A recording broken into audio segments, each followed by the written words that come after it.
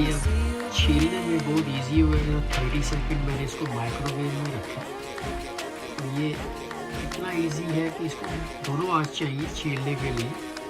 तो ये बहुत आसानी से निकलना शुरू हो गया। और इसी तरह ये मैंने अभी दोनों आँखों से इसको थोड़ा सा छिलके को हटाया, ये खुद ब खुद ये निकलना शुरू हो गया।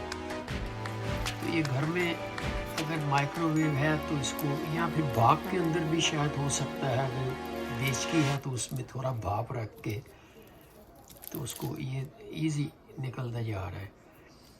तो बहरहाल ये अच्छा छोटा सा ट्रिक है, लेकिन ये छीलने में आसानी हो जाती है।